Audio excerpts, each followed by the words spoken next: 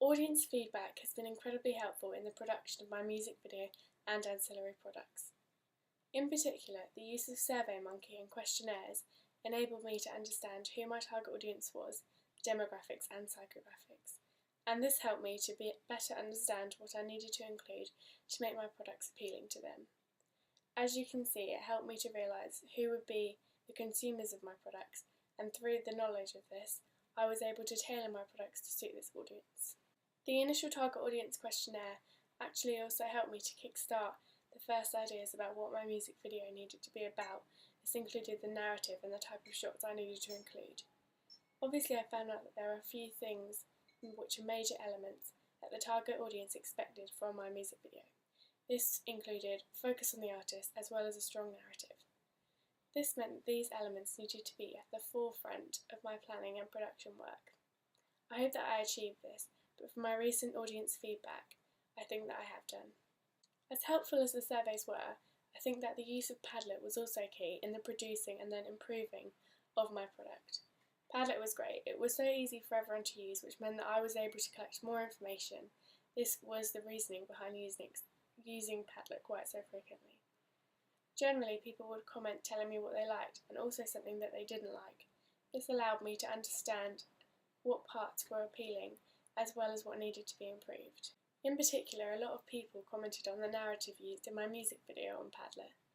This allowed me to see that I was reaching the right audience for my chosen genre of the pop genre, because they regarded this as an important element of music videos. From the use of Padlet, I can see that if I were to do this again, I would have to make sure that the ending of the music video was as interesting as the beginning, due to the fact that quite a lot of people said that the end was boring and used too long of a clip. This was the type of feedback which would help me immensely if I were to release my product. The use of Padlet also meant that I could receive feedback on my ancillary products.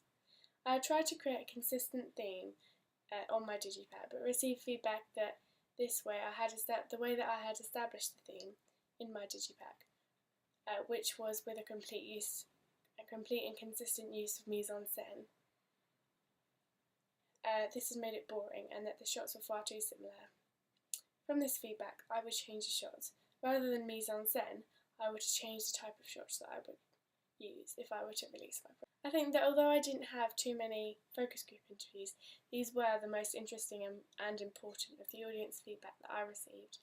I think this is because I was talking to people in real time, rather than indirectly through a computer screen, through questions with already chosen answers. It meant that the feedback was freer, and I was able to get a picture, albeit little, of what the target audience wanted and later what they didn't like.